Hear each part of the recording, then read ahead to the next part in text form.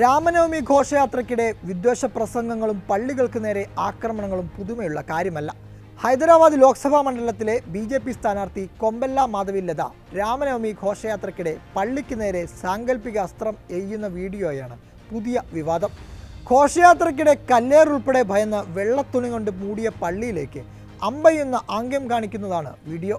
ബുധനാഴ്ച നടന്ന രാമനവമി ഘോഷയാത്രയ്ക്കിടെയായിരുന്നു സംഭവത്തിൽ പ്രതികരിച്ച് ഓൾ ഇന്ത്യ മജ്ലിസ് ഇത്തിഹാദുൽ മുസ്ലിമീൻ അധ്യക്ഷൻ അസദുദ്ദീൻ ഉവൈസി രംഗത്ത് വന്നു.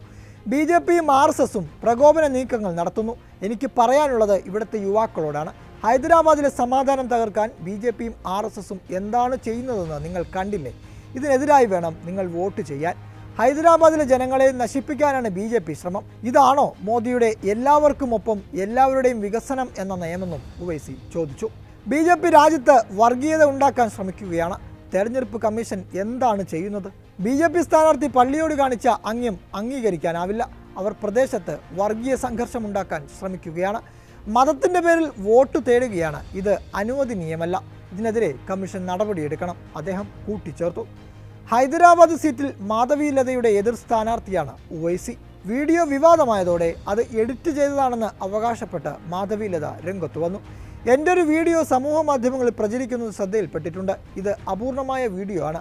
അതുകാരണം ആരുടെയെങ്കിലും വികാരം വ്രണപ്പെട്ടെങ്കിൽ ഞാൻ ക്ഷമ ചോദിക്കുന്നു. ഞാൻ എല്ലാവരെയും ബഹുമാനിക്കുന്നയാളാണ്, മാധവി ലത എക്സിൽ കുറിച്ചു.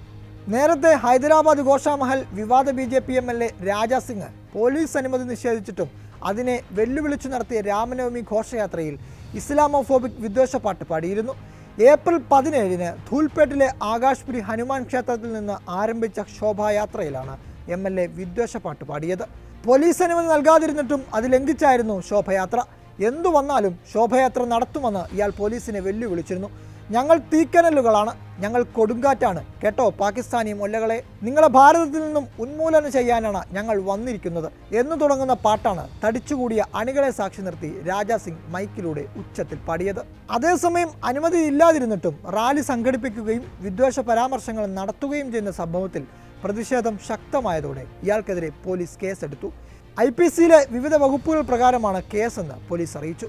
പ്രവാചക നിന്ദയടക്കം നിരവധി മതവിദ്വേഷ പ്രസംഗങ്ങൾ നടത്തി കുപ്രസിദ്ധനായ BJP നേതാവാണ് രാജാ സിംഗ്. വിദ്വേഷ പ്രസംഗം നടത്തിയതിന് രാജാ സിംഗ്, മഹാരാഷ്ട്ര MLA നിതേഷ് റാണെ എന്നീ BJP നിയമസഭാ അംഗങ്ങൾക്കെതിരെ ജനുവരിയിൽ മഹാരാഷ്ട്ര പോലീസ് കേസെടുത്തിരുന്നു. രാജാ സിംഗ് നയിക്കുന്ന രാമനവമി ഘോഷയാത്രയ്ക്ക് മുന്നോടിയായി ഹൈദരാബാദിലെ സിദ്ധ്യാംബർ ബസാർ പള്ളി തുണി കൊണ്ട് മൂടിയിരുന്നു.